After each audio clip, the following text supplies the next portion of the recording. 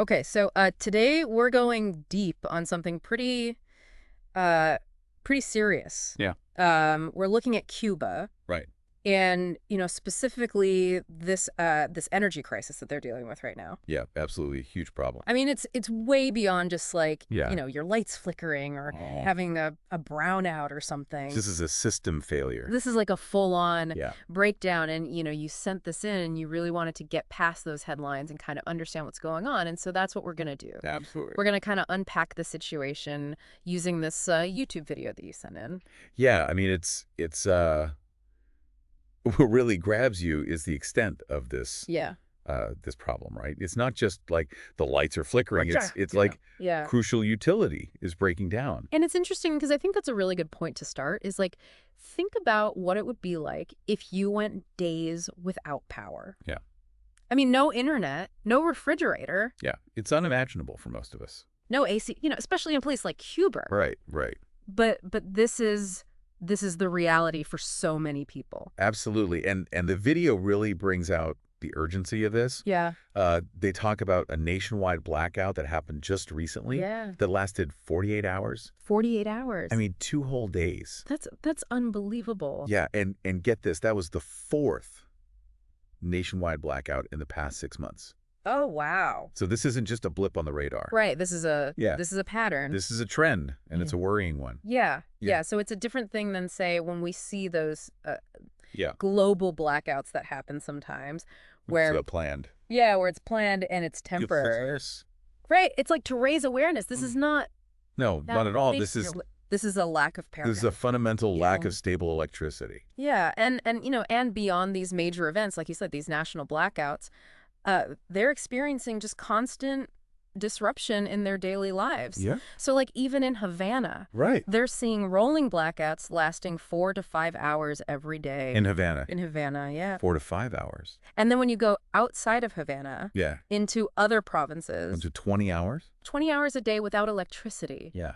I mean, think about what that does to everyday life. I mean, internet access, running a business, Refrigeration, keeping food. keeping food safe, cooking your meals. I mean, it's just unbelievable. You just can't live Yeah. a normal life. Okay, so let's dig into the causes here. Yeah. Why is this happening?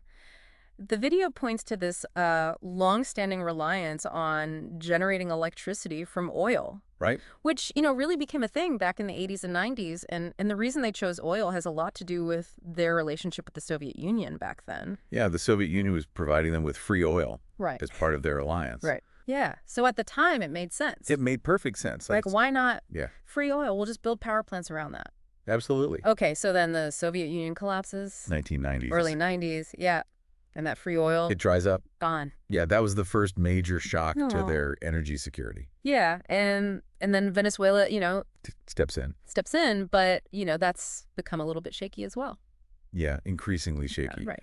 Venezuela has its own issues. Right. Economic and political instability. Yeah, especially after Maduro came in. Yeah, and then the sanctions. Right, the U.S. sanctions against Venezuela. Yeah. So, that's Really impacted their ability to supply oil reliably. Yeah, and then you add in this other layer of the U.S. being, geographically so close. Right, a natural trading partner. You would think. You'd think. But then there's all these sanctions against Cuba Right. because of, the communist system. And so you've got this. It's a complex geopolitical situation. Yeah, it's really fascinating how Yeah. all of these things Yeah. play into this basic Yeah. need for electricity. Yeah.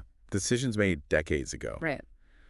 Alliances, global power dynamics, international relations all Yeah. coming together. Yeah, so facing this crisis, the Cuban government has introduced this thing called Decree 1100.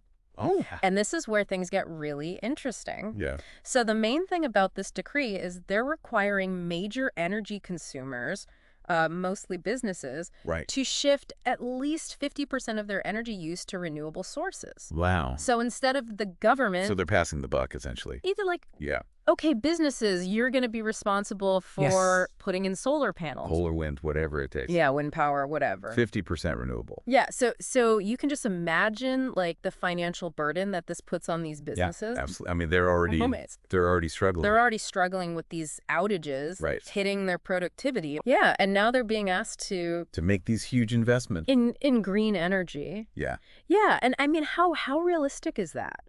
Given that, it's a tough question. yeah, I mean, it's a really tough It's question. a huge burden to put on them. Right, and then you add in all these other measures to reduce consumption. Okay. So there are mandatory shutdowns of high-energy equipment during peak hours, Wow. like electric ovens, AC, refrigeration, Yeah. unless there's a risk of food spoilage. So they're trying to micromanage Yeah. every aspect of energy use. Yeah, it's like, Right. we're going to tell you when you can use your oven and when you can't. And your AC as well. Yeah, AC. They even reschedule water pumping to avoid peak demand at night. Wow. They have limits on public lighting, like only essential lights for safety. Right. A maximum AC temperature of 25 degrees Celsius. That's pretty warm. Yeah, and they're asking people to reduce their lighting use by 50% Wow. and shut down all electronic devices at the end of the workday. Wow. It's like going back in time. Yeah, it's like Yeah. Big Brother is. It's incredible, the level of control. Yeah, it's really incredible. Yeah, it's more about managing scarcity than about fixing the problem. Right. They're not increasing supply. They're just trying to like really. Yeah, just trying to squeeze every last Yeah. bit of power out of the system. Yeah, and perhaps the most concerning thing is they're authorizing blackouts of up to 72 hours. Oh, wow. So that's 3 full days 72 hours with no electricity that they can just implement. that they can just decide to do. Wow. And, as the video points out for businesses, this means that they almost have to have a backup generator Right. because You can't operate. you can't go 3 days Yeah. without power. Right. But then those generators are likely oil powered Right. because you need something reliable. Yeah. And so it's just this kind of, Yeah, so you're reinforcing the problem. it's a vicious cycle. In the long run, Okay, so what are some of the wider consequences here? The video hints at this potential societal breakdown. yeah, it's not just about inconvenience. Right. It's What? about the government's ability to provide basic services, Yeah. education, healthcare. I mean, think about hospitals Yeah, hospitals relying on electricity for everything. for equipment lighting, for Yeah. surgery, Right. air conditioning. Yeah, and then just basic infrastructure like traffic lights. Right. Imagine if the traffic lights are out all over the place. Yeah, safety hazard. It's a huge safety hazard, yeah. Yeah, so it really shows how fundamental Yeah. electricity is to modern life. It's not something we often think about. We take it for granted Yeah, but it's so critical. until it's gone. Yeah.